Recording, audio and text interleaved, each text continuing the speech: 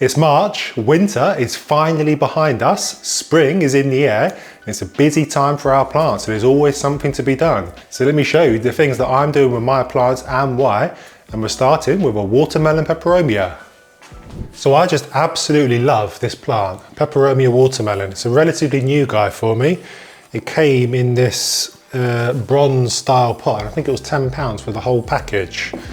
So I love this plant so much that I want more of them and I want them for free. So we're going to try and propagate this guy. I'm going to do it in a couple of ways to see which works best. Because I've never propagated a watermelon before. Watermelon peperomia before, but I have propagated peperomias before. So if it works in a similar way to that, then we should be in business. So all I'm doing now is just taking a couple of leaf cuttings, just cutting the petiole off the base of the plant, and then the leaf's still attached. So I think I'll do maybe 5. And you want to make sure that they're nice healthy leaves so that they develop roots and they grow on to be healthy plants. If you cut off leaves that are on their way out, then chances are the propagation is just going to fail. So I've got a pot of soil. I'm just going to lightly dampen the top just by giving it a little bit of a drink on the top. Not too much, because I don't want all the water to go all over my table here. Like so. The first way is going to chop back these petioles a little bit more. Like so. And we're going to pop the petiole just into the soil like so. And that's all there is to it. And I've left it overhanging the pot so that I've got room to do all my other cuttings basically. So you want quite a short petiole and then just bury it into the soil like so. And that petiole should root and then little plantlets should grow on from where you make contact with the soil. So when I'm looking at this plant here, the mother plant, it's interesting that it looks like this has grown from a leaf cutting because there's a big old leaf right on top of the soil and the plantlets have grown from it. So that's interesting to see. So I think I'll do 3 like that. Just cut that petiole back and add that there. There's room there. Oh, that one's come out. Maybe I need to press that round a bit so it's locked in a bit more. Okay.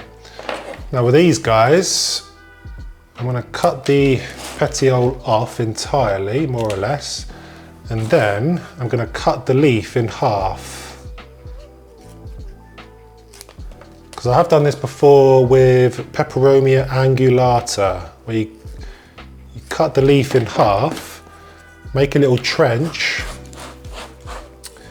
in the soil, and then put the leaf cutting into the soil like so. And then that should root and you should get little plantlets growing along where the contact is with the leaf. So I probably haven't got room for those 4, but we'll try our best.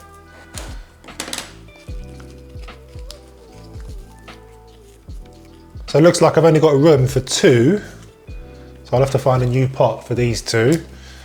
So I've got a decorative pot for this guy to neaten it up.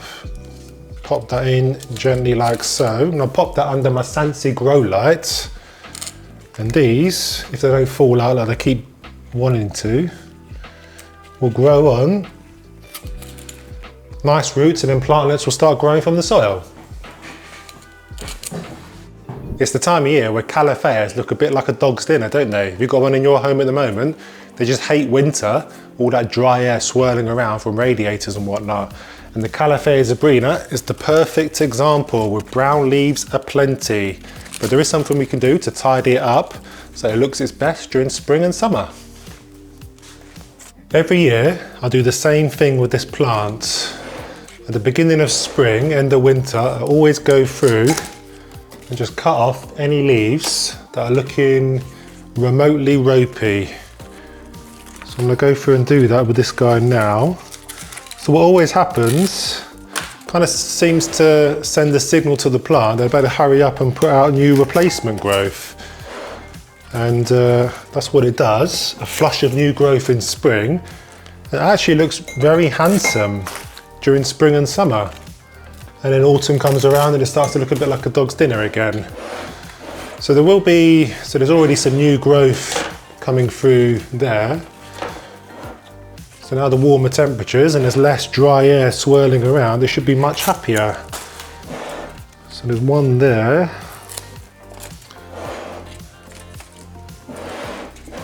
The more you cut off, the more you kind of reveal the new growth that is coming through. Don't like the look of that one. I'm quite brutal about which ones I cut off. If there's any browning on the leaves, then I do tend to just get rid of it. That one, for example, has got a bit of a ripped leaf, a bit of browning, so I'm going to get rid of that. It's normally the oldest leaves on the plant that are looking most ropey. There's only a little bit of browning on that one, but I cut it off anyway. So it looks a bit drastic, I know that, but new leaves will come. They always do. I'm gonna get rid of that one as well, why not? So I've done this before. I've done it where I've only been left with like maybe 3 leaves, and then by the end of summer, I'm left with quite a bushy plant.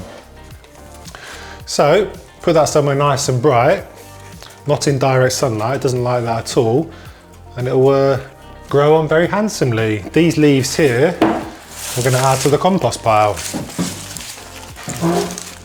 I'm dead excited to show you this next one because I think it was in my January chores video that I took a leaf cutting from my begonia, my Rex begonia, and I cut incisions along the veins of the leaf, and then I laid it onto some soil for it to grow plantlets. A good way of propagating a begonia plant.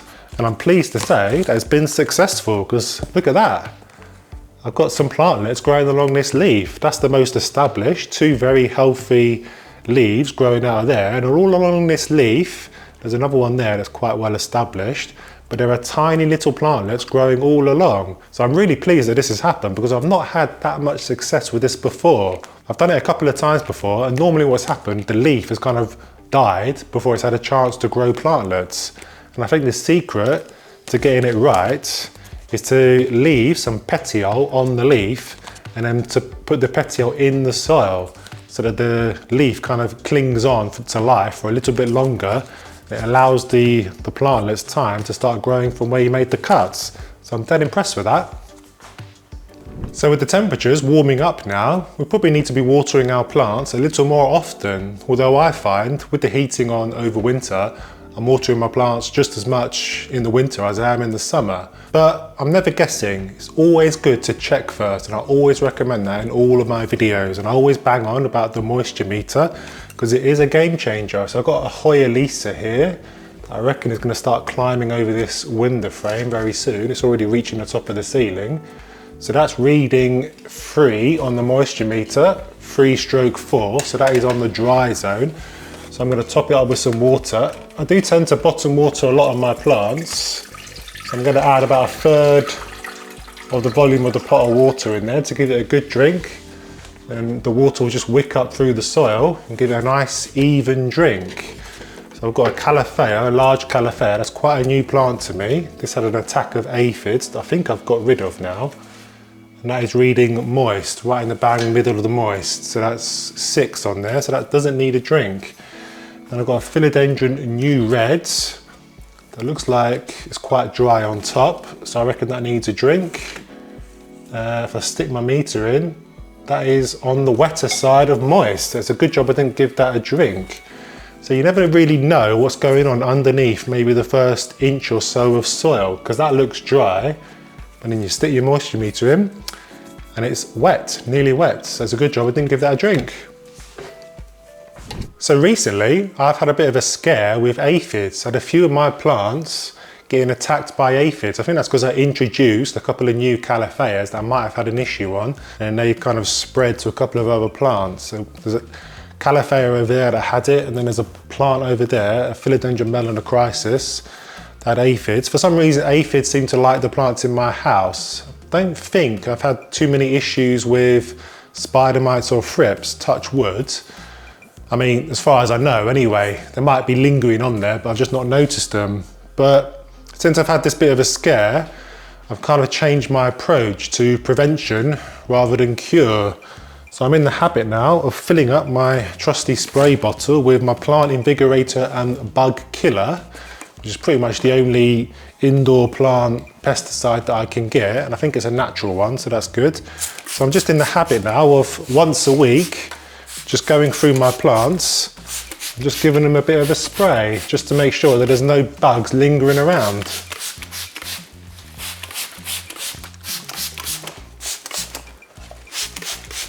Did you know that I recently launched a second channel, Sheffield Made Gardens, that follows all the activities in my new garden I've just moved into.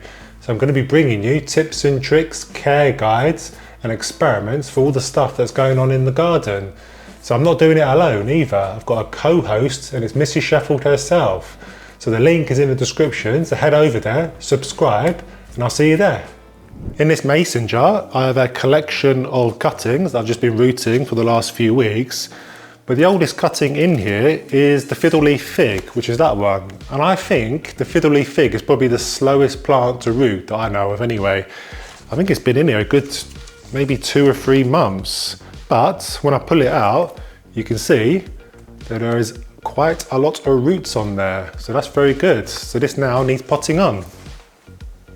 Okay, so when your roots are as long and healthy as this, then it's time to pot them on. So you could, if you wanted to, just put them into a semi-hydro solution, then there'll be no adaptation period because these are basically water roots that the plant has grown.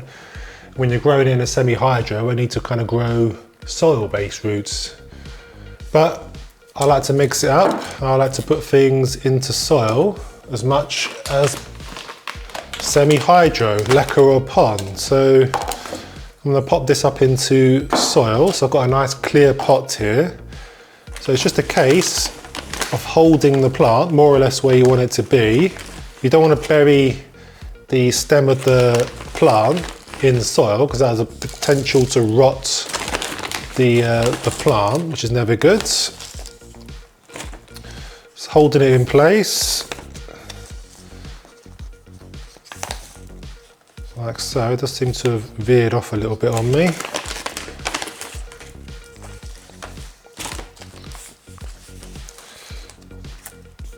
So I've got a nice decorative pot for it.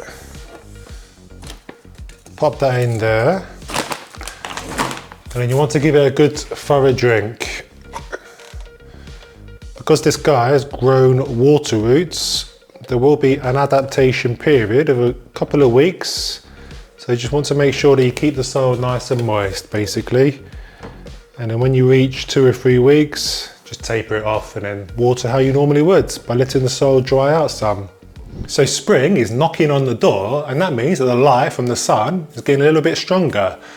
And most of our plants in our house absolutely love that. Like monsteras, for example, absolutely love the brighter light in summer, and they put on lots and lots of growth. Same with Ficus elastica, they can handle sunlight. But some plants tend to struggle with the brighter light. If we've got them right up against the window, we can start to see issues. Now I learned this the hard way with this green-orange plant, which is a beautiful plant with green-orange stems and green leaves. And this is actually in the spider plant family. And when I first got this guy a couple of years ago, I put him right up against the window and the leaves were going black. So it really hates any direct sunlight on the leaves. Even a strong grow light doesn't like. So I popped it around the corner where it doesn't see any daylight whatsoever. And it's absolutely loving life. And then down here in the same family, the classic spider plants. So this guy, I'm starting to notice a bit of fading on some of the leaves. So I think I'll put that down to where it's living. So it's living on this bamboo shelf here, up against this window, which is kind of a south-facing window. So it might be a little bit too bright. It seems happy enough with lots of spider plantlets dangling off the sides. But when the leaves start to fade a little, it just means that maybe there's getting a little bit too much sunlight. So I might have to move it back further away to maybe that side of the conservatory.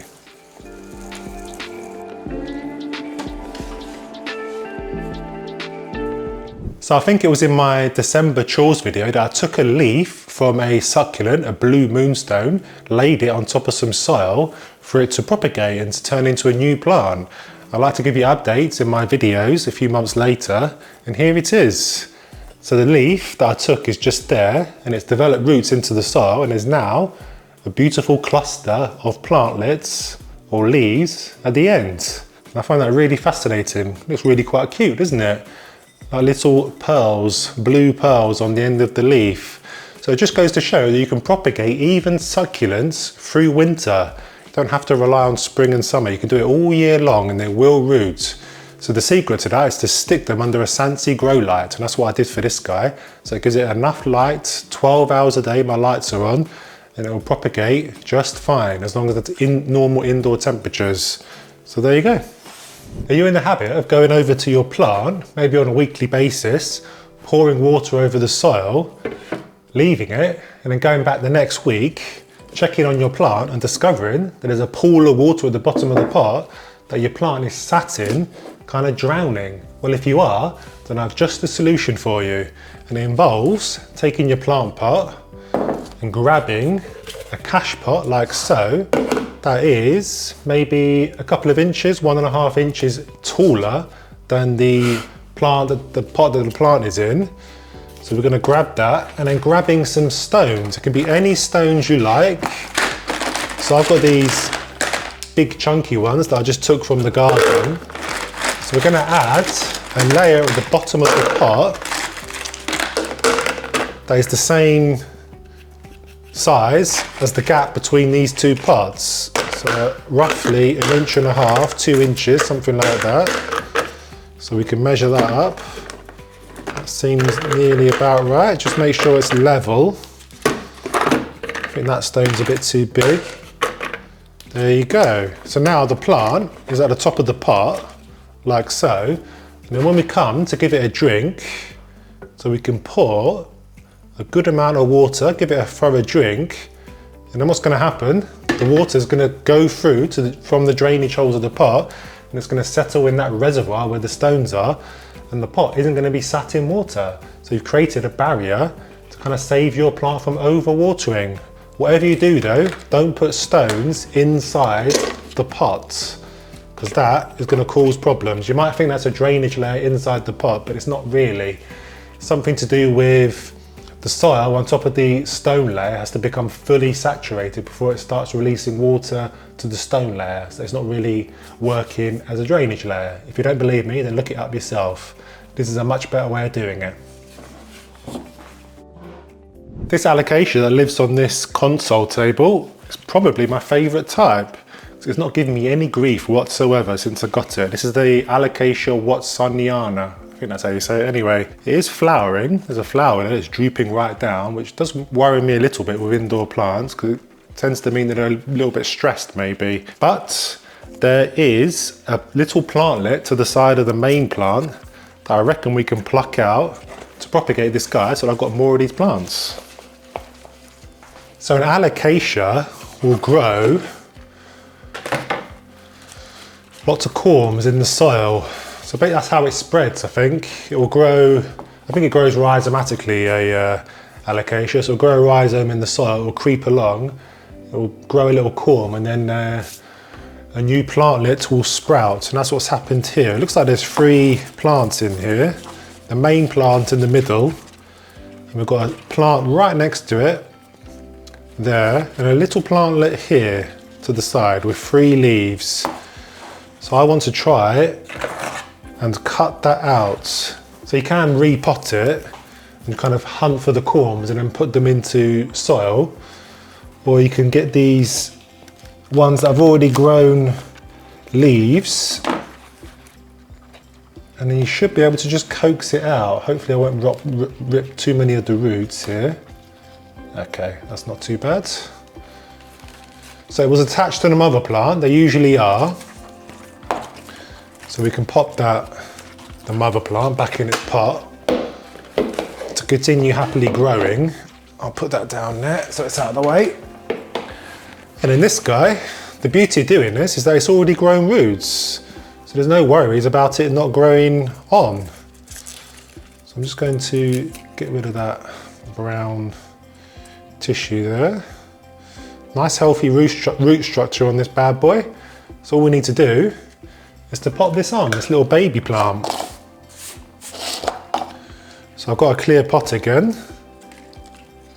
I'm in the habit of using clear pots because I can see what's going on with the roots basically. I can have a good nosy on if this is growing successfully or not. So I'm just holding the plant more or less where I want it to stand in the pot and then dumping soil all around.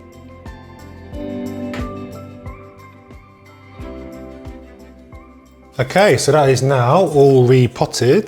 Got a nice decorative pot there. I'm gonna give it a drink and pop it somewhere nice and bright, and it's the easiest propagation you will ever do. If you're seeing problems with your plants like droopy stems, wilting, brown or yellowing leaves, then make sure you download my free Plant Problems Troubleshooting Handbook that is linked in the description. It's been downloaded by thousands of plant parents the world over, so make sure you get your copy now, it's in the description. Right, I think you've heard me moan about this plant for long enough on this channel.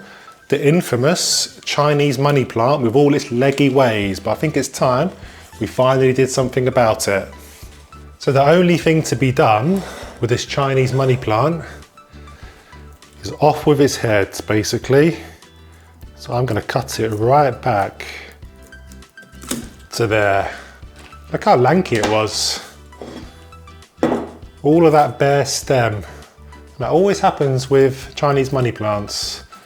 So, I'm gonna cut it back more. I don't need all that. I'm gonna remove some of these lower leaves because there's too many leaves. When you're propagating a plant, you don't want too many leaves because increases water loss too much. And it won't be able to support growing roots, basically. So you just need a few.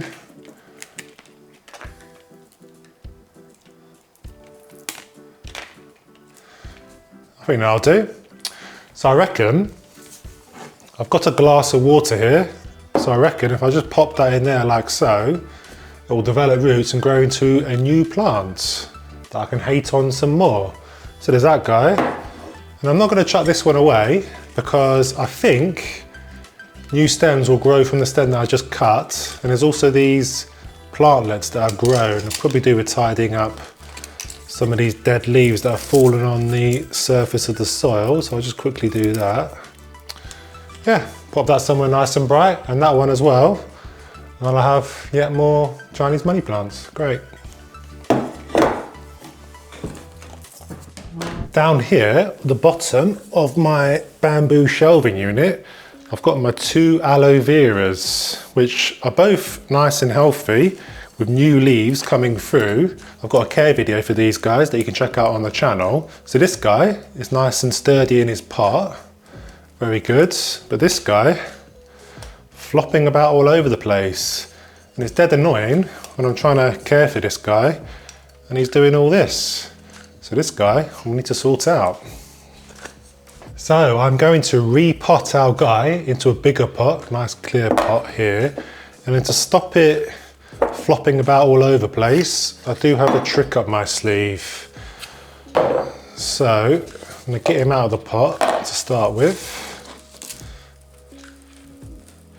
Quite dry, but that's okay because a aloe vera will obviously store lots of water in the leaves, so you don't want to overwater this guy. I'm not going to bother breaking up the root ball because once it's in its new home, it will find a way perfectly fine. So I'm going to line it up.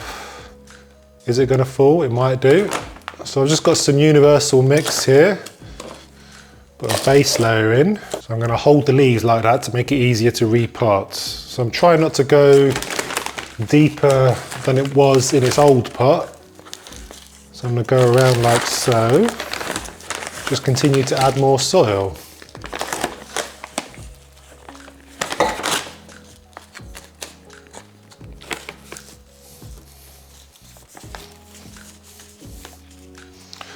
Okay, so it's still a little bit floppy,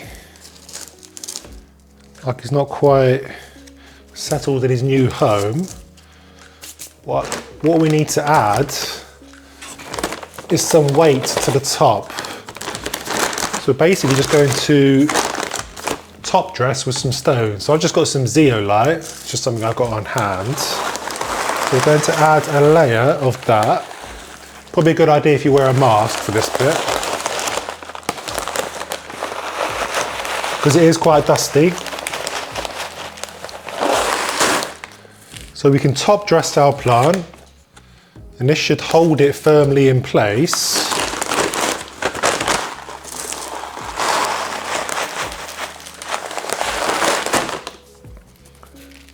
Go around there. And the bonus of doing this, of course, is that it kind of makes your plant look a bit more attractive as well. Having a nice layer of decorative stones on top is never a bad idea in my book. Okay. I think that's a bit more stable in its pot, isn't it? Once it grows roots, because there's a lot of room for it to grow into now, once the roots start growing down into the pot, it's going to anchor itself much better in the pot anyway. So I've got a cash pot there, and I give it a drink. Even though it is a aloe vera, which doesn't require that much water, you do want to make sure that you give it a good drink after repotting, just to make sure that the soil has good contact with the roots. So there was a bit of dust flying off there when I gave it a drink, so you do want to make sure you wear a mask if you're dealing with something like perlite or zeolite, all the dust that flies off it, but I wouldn't be able to talk to you if I did that. So I'm giving it a good drink. I'll let that sit in there for half an hour or so to make sure it's fully hydrated, and give it a good drain, then I won't water it again for a very long time. I'll put that somewhere nice and bright now. That's it for this video. Let me know some of the things that you're doing to your plants at this time of year. Drop it in the comments. If you want to enjoy more videos in this series, then check out the link here, and I'll see you there.